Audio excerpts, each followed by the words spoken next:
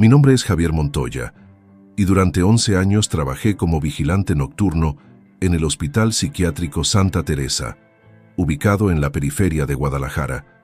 Conseguí ese empleo en el año 2012, recién graduado de un curso de seguridad privada, y durante toda mi primera década allí, creí haber visto absolutamente todo lo que un lugar como ese podía mostrarme.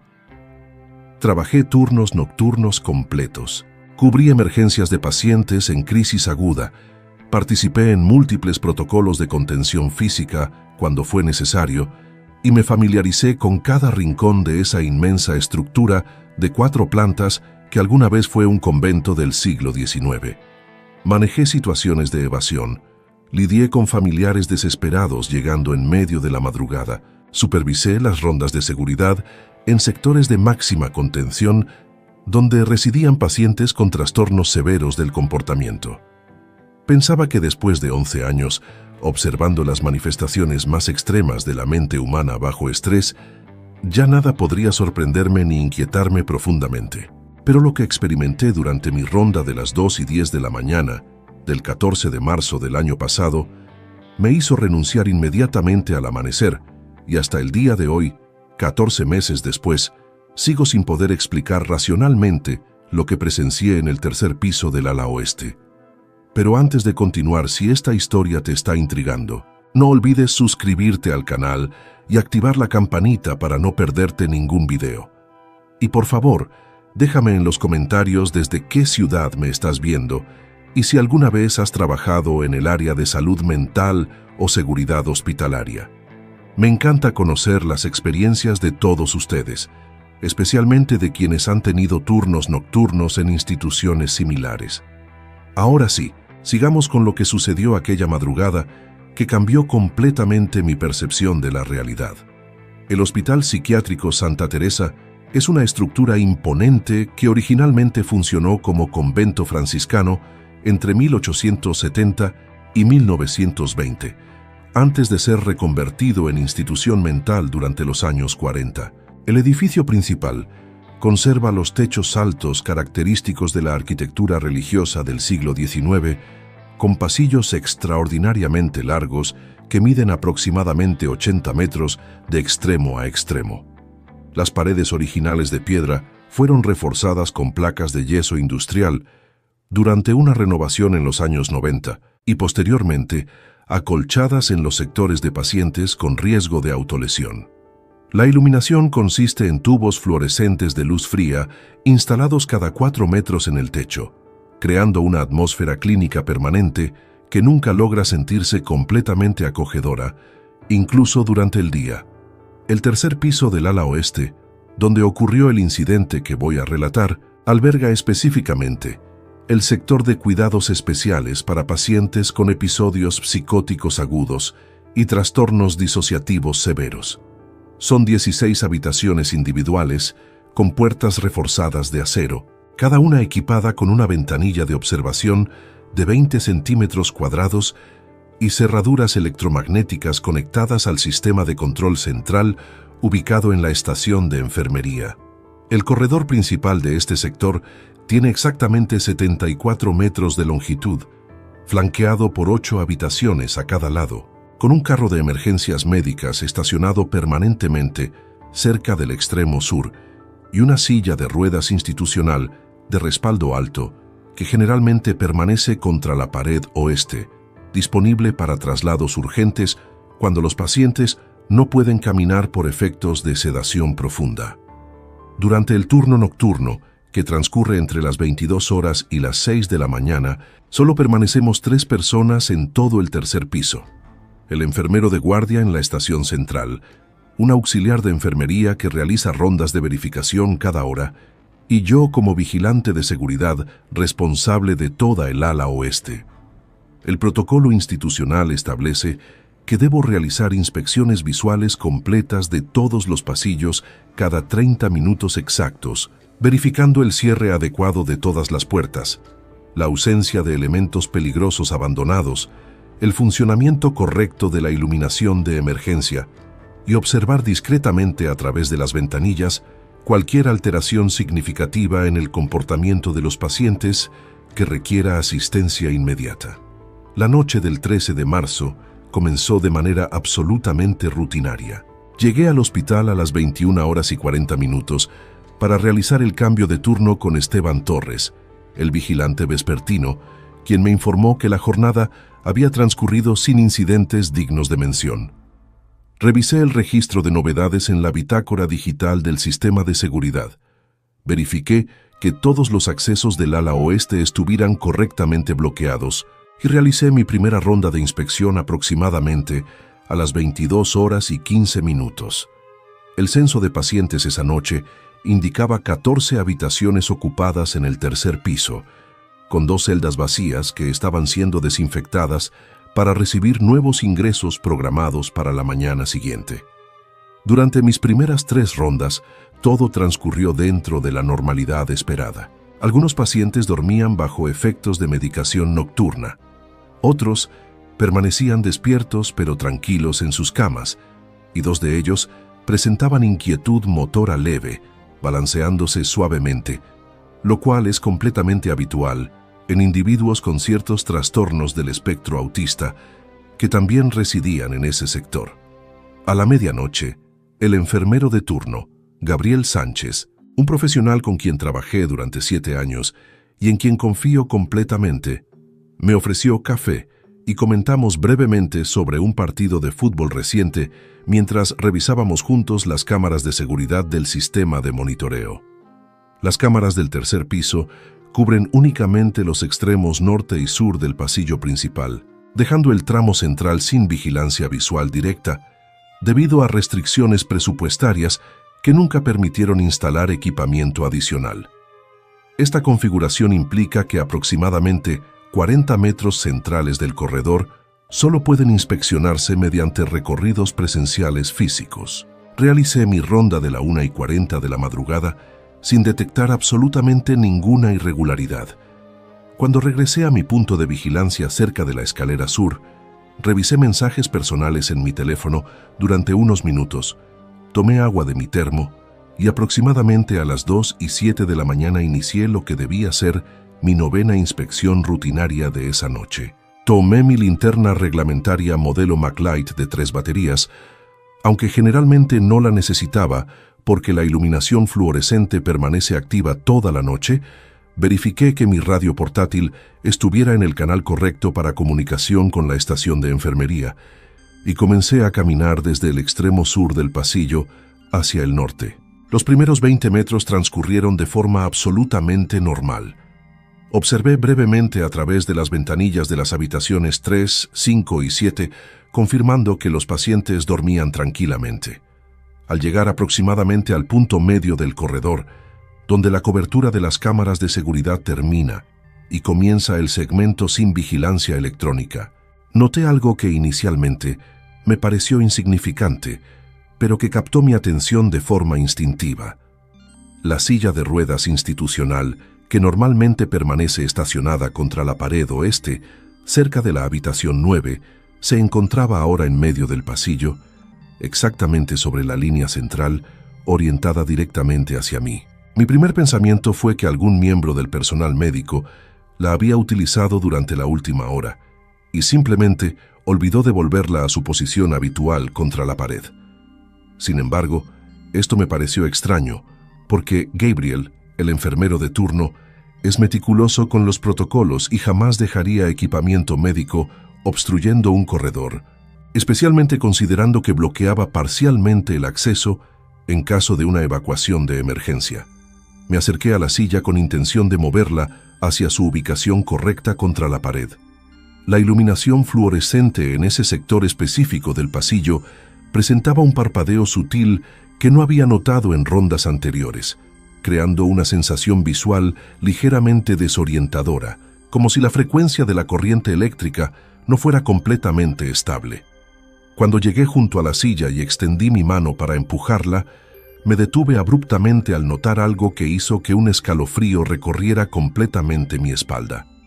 El asiento acolchado de vinilo verde característico de ese modelo institucional presentaba una marca de presión claramente visible, como si alguien acabara de levantarse hace apenas segundos.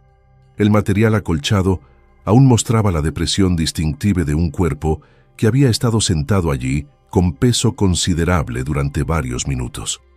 Más perturbador aún, cuando acerqué mi mano sin llegar a tocar la superficie, pude percibir que el asiento irradiaba calor corporal, una temperatura significativamente superior a los 18 grados centígrados que el sistema de climatización mantiene constantemente en todos los corredores del hospital. Esto no tenía ningún sentido lógico. Si algún miembro del personal hubiera estado sentado allí hace pocos minutos, yo necesariamente lo habría visto durante mi ronda anterior, realizada apenas 30 minutos antes, y además, ¿qué posible razón tendría un enfermero o auxiliar para sentarse en medio de un pasillo en lugar de utilizar las sillas ergonómicas disponibles en la estación de enfermería? Inmediatamente tomé mi radio y contacté a Gabriel en la estación central. Su respuesta llegó con la claridad habitual. «Adelante, Javier, ¿qué necesitas?». Le pregunté directamente si él o el auxiliar Tomás habían estado en el tercer piso durante los últimos 30 minutos. Gabriel confirmó que ambos habían permanecido en la estación de enfermería durante toda la última hora, revisando expedientes médicos y preparando medicación para la ronda de las 3 de la mañana. Tomás había bajado brevemente al segundo piso, hacía aproximadamente 40 minutos, para entregar documentación al supervisor administrativo nocturno, pero no había subido al tercer nivel en absoluto. Le expliqué la situación de la silla desplazada y la marca de presión reciente, y Gabriel respondió con un tono que intentaba sonar tranquilizador, pero que detecté contenía cierta incomodidad. Probablemente alguno de los pacientes logró salir brevemente durante la última ronda de tomas. Voy a revisar el sistema de cerraduras electromagnéticas para verificar si alguna puerta registra aperturas no autorizadas. Esperé aproximadamente 2 minutos en el pasillo, observando la silla mientras Gabriel revisaba los registros digitales del sistema de control de accesos. Su voz regresó por la radio con información que aumentó significativamente mi nivel de preocupación. «Javier, el sistema no muestra ninguna apertura de puertas en el tercer piso desde las 20 horas y 30 minutos, cuando ingresó el último paciente de la tarde. Todas las cerraduras electromagnéticas permanecen activadas sin excepción. ¿Estás seguro de que la silla no estuvo allí en tu ronda anterior?». Esa pregunta me molestó porque conozco perfectamente mi trabajo y mi capacidad de observación después de 11 años. Le respondí con firmeza que la silla definitivamente no estaba en medio del pasillo 30 minutos antes, y que además el asiento mostraba claramente una marca de presión reciente, con temperatura corporal todavía perceptible. Gabriel permaneció en silencio durante aproximadamente 5 segundos, un silencio que interpreté como preocupación genuina antes de responder: «Voy hacia allá, no toques nada y mantente en esa posición». Mientras esperaba la llegada de Gabriel, decidí realizar una inspección visual más detallada de la silla sin moverla de su posición. Utilicé mi linterna para examinar cuidadosamente el asiento acolchado y noté algo adicional que hizo que mi pulso se acelerara considerablemente. En la marca de presión central, exactamente donde la parte posterior de una persona habría contactado el respaldo, había condensación de humedad. Pequeñas gotas de agua translúcida habían formado un patrón que sugería transpiración reciente de un cuerpo humano. Esto era profundamente desconcertante porque la temperatura del corredor era de aproximadamente 18 grados, una temperatura que no produce sudoración en condiciones normales. Y además, todos los pacientes en ese piso usaban ropa hospitalaria de algodón que absorbe la humedad, no la deja acumulada sobre superficies. Gabriel llegó aproximadamente 3 minutos después, caminando rápidamente desde la estación de enfermería, ubicada cerca del extremo norte del pasillo. Su expresión mostró inmediata preocupación cuando vio la silla en medio del corredor. Se acercó, observó la marca de presión y, sin que yo se lo sugiriera, extendió su propia mano cerca del asiento para verificar la temperatura residual. Su rostro confirmó que él también percibía el calor corporal que yo había detectado. «Esto no está bien», murmuró, más para sí mismo que dirigiéndose a mí. Revisemos todas las habitaciones inmediatamente. Si algún paciente logró salir de alguna manera, necesitamos localizarlo antes de que ocurra un incidente de seguridad mayor. Durante los siguientes 15 minutos, Gabriel y yo inspeccionamos meticulosamente cada una de las 16 habitaciones del tercer piso, observando a través de las ventanillas y verificando físicamente que cada cerradura electromagnética estuviera completamente activada. Todos los pacientes se encontraban en sus habitaciones respectivas. 8 dormían profundamente. 4 permanecían despiertos pero acostados tranquilamente en sus camas, y 2 mostraban movimientos repetitivos, leves, característicos de sus diagnósticos. Ningún paciente faltaba. Ninguna puerta mostraba signos de haber sido forzada o manipulada. El sistema de cerraduras electromagnéticas continuaba reportando 0 aperturas no autorizadas desde las 20 horas y 30 minutos. Gabriel se quedó observando la silla durante varios segundos después de completar nuestra inspección. «No tiene ningún sentido», dijo finalmente. «Todos los pacientes están en sus habitaciones. Las cerraduras funcionan perfectamente. El sistema no registra aperturas. Y sin embargo, alguien o algo estuvo sentado en esta silla hace menos de 30 minutos». Decidimos mover la silla de regreso a su posición habitual contra la pared oeste y continuar con el protocolo normal de vigilancia, aunque ambos sabíamos que la explicación racional de lo ocurrido simplemente no existía. Gabriel regresó a la estación de enfermería y yo continué mi ronda hacia el extremo norte del pasillo, sintiendo una incomodidad creciente que no había experimentado en años de trabajo nocturno. La iluminación fluorescente continuaba con ese parpadeo sutil que hacía que las sombras en los márgenes del corredor parecieran moverse ligeramente, creando una sensación de movimiento periférico constante que ponía mis nervios en tensión. Completé mi inspección del extremo norte, verifiqué las salidas de emergencia y comencé a caminar de regreso hacia el extremo sur donde está ubicado mi punto de vigilancia habitual. Al llegar nuevamente al sector central del pasillo, aproximadamente al mismo punto donde había encontrado la silla desplazada minutos antes, me detuve abruptamente porque la temperatura del aire había cambiado de forma dramática y completamente inexplicable. El corredor, que mantiene consistentemente 18 grados centígrados mediante el sistema de climatización industrial, ahora presentaba una zona de frío intenso de aproximadamente 5 metros de longitud. La diferencia de temperatura era tan pronunciada que pude ver mi propio aliento condensándose en el aire, formando pequeñas nubes de vapor cada vez que exhalaba. Esto era absolutamente imposible. Los sistemas de climatización del hospital no tienen capacidad para crear variaciones localizadas de temperatura tan extremas. Y además, ningún conducto de aire acondicionado estaba activo en ese momento porque el hospital utiliza calefacción moderada durante las noches frías de marzo. Saqué mi teléfono personal y utilicé una aplicación de termómetro digital que tengo instalada, la cual utiliza los sensores del dispositivo para estimar la temperatura ambiente. La lectura mostró aproximadamente 7 grados centígrados en el centro de esa zona fría, comparado con los 18 grados que el sistema debería mantener uniformemente. Mientras permanecía en el borde de esa zona de temperatura anómala, intentando comprender qué fenómeno físico podría estar causándola, escuché algo que hizo que cada músculo de mi cuerpo se tensara instantáneamente. Era un sonido metálico distintivo que reconocí de inmediato después de 11 años trabajando en ese hospital. El característico chirrido mecánico de las ruedas de una silla institucional desplazándose sobre el piso de linóleo. El sonido provenía del extremo norte del pasillo, exactamente de la dirección desde donde yo acababa de caminar. Me giré rápidamente con mi linterna encendida, iluminando toda la extensión del corredor hacia el norte. La silla de ruedas que Gabriel y yo habíamos movido cuidadosamente contra la pared oeste apenas 10 minutos antes, estaba nuevamente en medio del pasillo, exactamente en la misma posición central donde la había encontrado originalmente, orientada directamente hacia mí. Pero esta vez había algo adicional que hizo que mi respiración se detuviera por completo. La silla se estaba moviendo.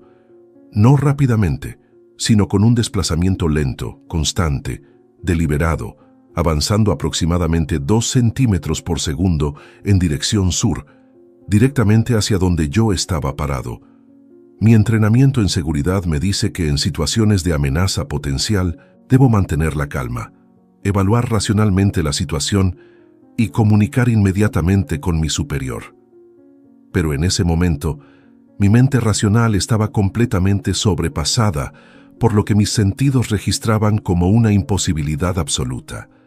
Tomé mi radio con manos temblorosas y presioné el botón de emergencia, el cual activa una alerta prioritaria que interrumpe todas las demás comunicaciones del sistema. Gabriel, necesito que vengas al tercer piso inmediatamente. La silla se está moviendo sola. Incluso, mientras pronunciaba esas palabras, parte de mi cerebro se negaba a aceptar su veracidad. Mi voz en la radio sonó tensa, quebrada, completamente diferente al tono profesional que normalmente utilizo. La respuesta de Gabriel llegó casi instantáneamente, con un tono que mezclaba incredulidad y alarma. ¿Qué dijiste? ¿La silla se está moviendo? Javier, ¿estás bien? Le respondí con palabras entrecortadas. Ven ahora, Gabriel, trae a Tomás contigo. Necesito testigos de esto porque nadie va a creerme. Mantuve mi linterna enfocada directamente sobre la silla mientras continuaba su avance lento e inexorable por el pasillo. El chirrido metálico de las ruedas era perfectamente audible en el silencio profundo de la madrugada, un sonido mecánico que no debería existir sin una fuerza física aplicándolo. Gabriel y Tomás aparecieron corriendo desde el extremo norte aproximadamente 45 segundos después. Los vi emerger en el campo de luz de mi linterna, y en el momento en que ambos detuvieron su carrera para observar la escena, la silla también se detuvo completamente. El chirrido metálico cesó de forma abrupta. Los tres nos quedamos paralizados durante varios segundos, observando la silla que ahora permanecía inmóvil en medio del pasillo, aproximadamente 15 metros al norte de mi posición. Gabriel fue el primero en hablar con voz temblorosa. Javier, ¿viste que se moviera? ¿Estás completamente seguro? Le respondí con firmeza que la había visto moverse durante al menos 30 segundos, avanzando lentamente desde su posición original contra la pared hasta el punto medio donde ahora se encontraba. Tomás, quien tiene 24 años y es considerablemente más joven que Gabriel y yo, murmuró con voz apenas audible. Necesitamos salir de este piso ahora. Pero Gabriel, demostrando el profesionalismo que lo caracteriza, respondió con determinación. No podemos dejar a 14 pacientes sin supervisión. Vamos a acercarnos juntos y examinar esa silla. Tiene que haber una explicación racional. Los tres caminamos en formación cerrada hacia la silla inmóvil. Gabriel llevaba su teléfono personal en modo de grabación de video, documentando todo lo que estábamos observando. Cuando llegamos junto a la silla, la examinamos meticulosamente. Las 4 ruedas presentaban señales evidentes de desplazamiento reciente. Pequeñas partículas de polvo habían sido empujadas hacia atrás, formando patrones direccionales claros que confirmaban movimiento en sentido sur. Gabriel colocó su mano sobre el asiento acolchado y su expresión cambió inmediatamente a una mezcla de confusión y miedo. «Está caliente otra vez», dijo con voz quebrada, como si alguien acabara de levantarse hace segundos. Tomás dio un paso atrás involuntariamente y yo sentí que mis piernas comenzaban a temblar de una manera que nunca había experimentado, ni siquiera en las situaciones de emergencia más intensas que había enfrentado durante mi carrera. Gabriel movió la silla de regreso contra la pared oeste nuevamente, esta vez colocándola en un ángulo que permitía vigilarla directamente desde cualquier punto del pasillo. «Vamos a permanecer juntos el resto del turno», decidió, «y vamos a observar esa silla constantemente. Si esto es algún tipo de fenómeno físico explicable, vamos a identificarlo». Durante los siguientes 20 minutos, los tres permanecimos en el pasillo, posicionados estratégicamente, para tener visión directa de la silla desde múltiples ángulos. Gabriel redactó un informe preliminar en su tablet institucional, documentando hora exacta, circunstancias observadas y nombres de testigos presentes. Tomás se mantuvo inusualmente silencioso, con expresión tensa mirando constantemente hacia la silla y luego hacia las puertas de las habitaciones, como si esperara que algo adicional ocurriera en cualquier momento. Yo intenté mantener mi compostura profesional, pero sentía mi ritmo cardíaco elevado y una sensación de hipervigilancia extrema que hacía que cada pequeño sonido del edificio me pusiera en alerta máxima. Aproximadamente a las 2:45 de la madrugada ocurrió el evento final que hizo que mi decisión de renunciar se volviera absolutamente inevitable. La puerta de la habitación número 11, ubicada aproximadamente a 8 metros al sur de nuestra posición, emitió un clic mecánico distintivo, el sonido característico de una cerradura electromagnética desactivándose. Los tres nos giramos simultáneamente hacia esa puerta y Gabriel verificó inmediatamente su tablet, donde el sistema de control de accesos está conectado. Su rostro palideció visiblemente mientras leía la pantalla. «El sistema no registra ninguna desactivación», dijo con voz temblorosa. «Según los registros digitales, esa cerradura permanece activada». Pero nuestros oídos habían escuchado claramente el clic de desactivación, un sonido inconfundible que habíamos escuchado miles de veces durante años de trabajo. Permanecimos observando la puerta durante aproximadamente 15 segundos de silencio absoluto. Luego, con un movimiento lento que pareció desarrollarse en cámara lenta ante mis ojos, la manija metálica de la puerta comenzó a girar hacia abajo y la puerta se abrió aproximadamente 20 centímetros hacia el interior de la habitación. Gabriel y yo nos movimos inmediatamente hacia la puerta, siguiendo el protocolo de seguridad para situaciones de pacientes que intentan salir de sus habitaciones sin autorización. Pero cuando llegamos a la entrada y miramos al interior, descubrimos algo que hizo que todas nuestras explicaciones racionales colapsaran completamente. El paciente de la habitación 11, un hombre de aproximadamente 60 años, con diagnóstico de trastorno esquizoafectivo severo, que había sido ingresado 3 semanas antes por episodio psicótico agudo. Estaba dormido profundamente en su cama, cubierto completamente hasta el cuello con las sábanas institucionales azules, roncando suavemente con el patrón respiratorio característico de sedación farmacológica profunda. Sus manos estaban visibles sobre las sábanas, completamente relajadas, sin ninguna posibilidad física de haber manipulado la manija de la puerta desde esa posición. La distancia entre la cama y la puerta era de aproximadamente 4 metros, una distancia imposible de cubrir sin levantarse, caminar, abrir la puerta, regresar a la cama y volver a dormirse profundamente en el lapso de 15 segundos que había transcurrido desde el clic de la cerradura hasta nuestra llegada. Gabriel entró completamente en la habitación y verificó personalmente el estado del paciente, revisando su pulso, observando su nivel de conciencia, confirmando que estaba en estado de sueño profundo, inducido por medicación sedante administrada a las 21 horas. El paciente no reaccionó en absoluto a nuestra presencia, no mostró ninguna señal de haber estado despierto recientemente y su temperatura corporal era normal.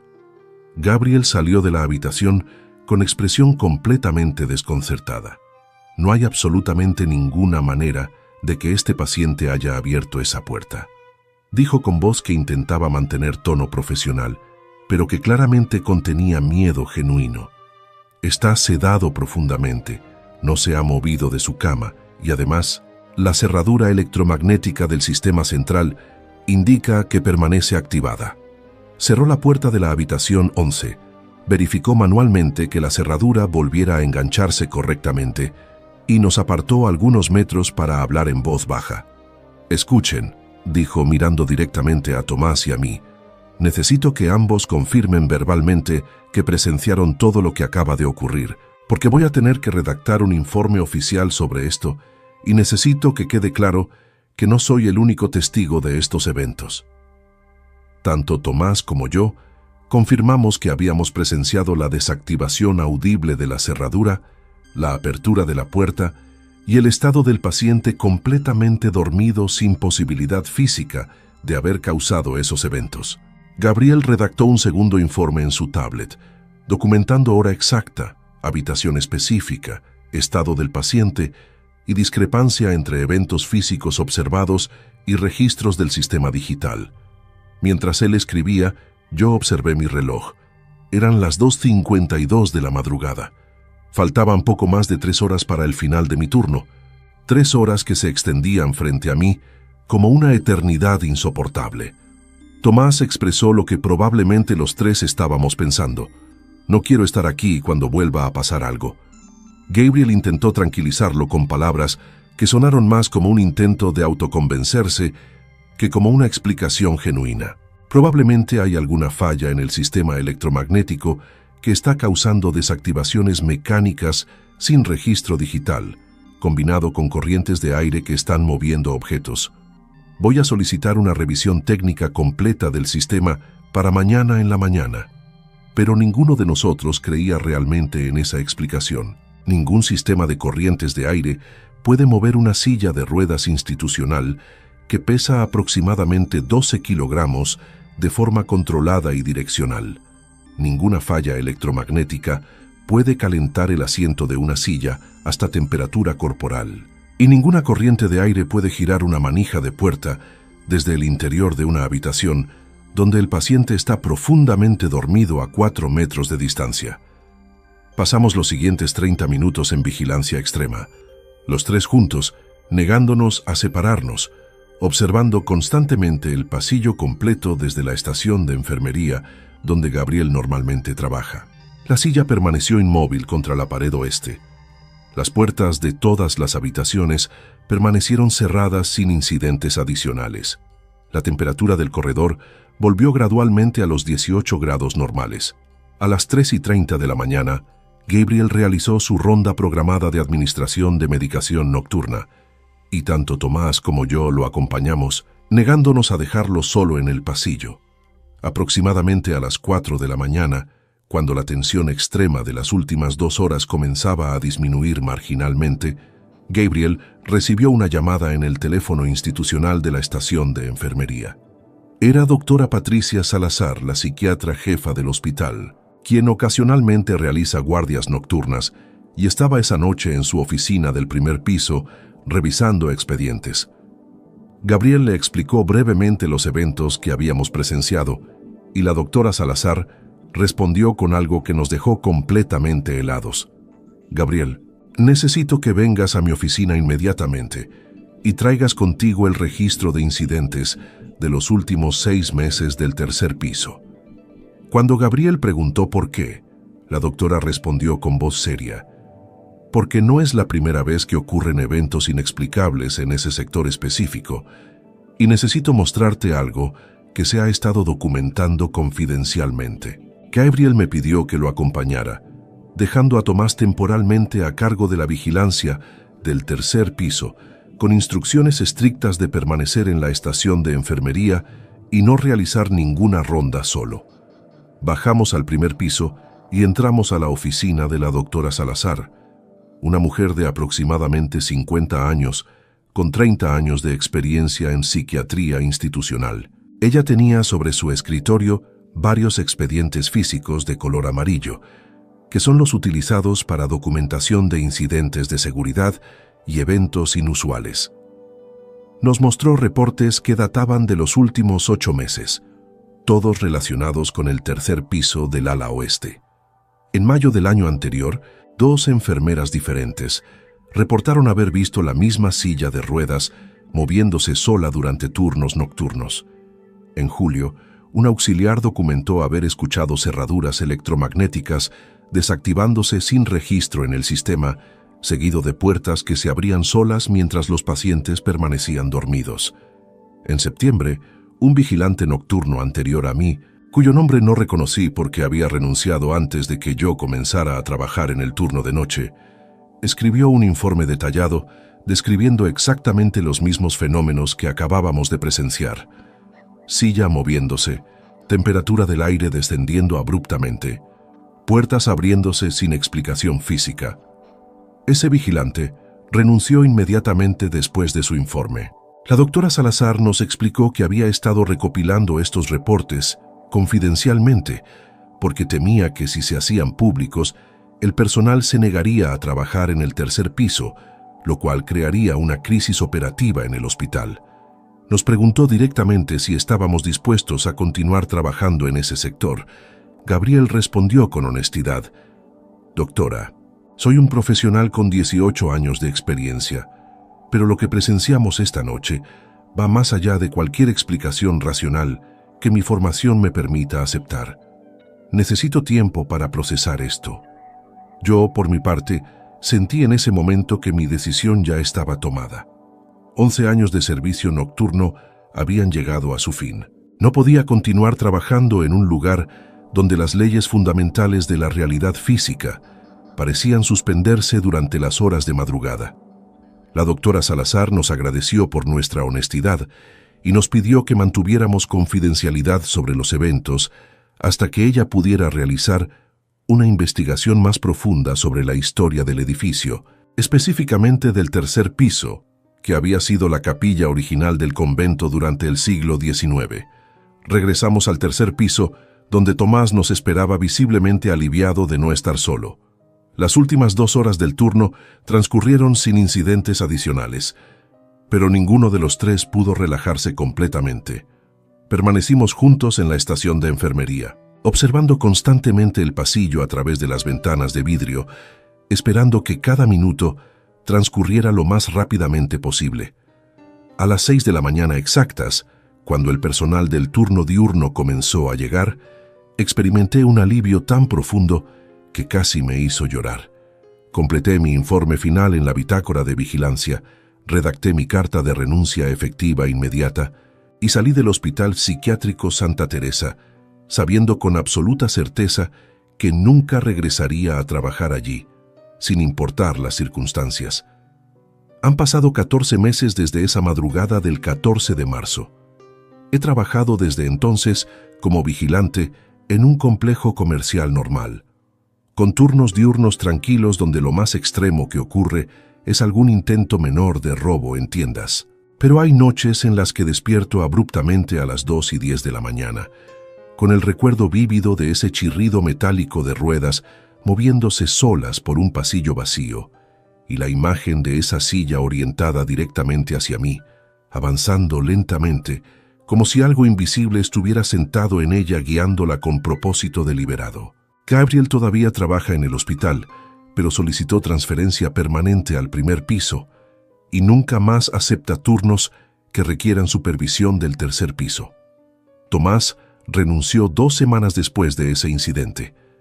Y según me informó Gabriel en un mensaje reciente, el hospital finalmente cerró permanentemente el tercer piso del ala oeste hace 5 meses, alegando oficialmente necesidad de renovaciones estructurales, pero en realidad porque el personal simplemente se negó a seguir trabajando allí después de que los eventos inexplicables aumentaron en frecuencia e intensidad. Durante 11 años, creí entender completamente los límites entre lo explicable y lo inexplicable, entre los fenómenos que la mente humana enferma puede generar y lo que verdaderamente existe en la realidad objetiva compartida. Esa noche de marzo destruyó completamente esas certezas.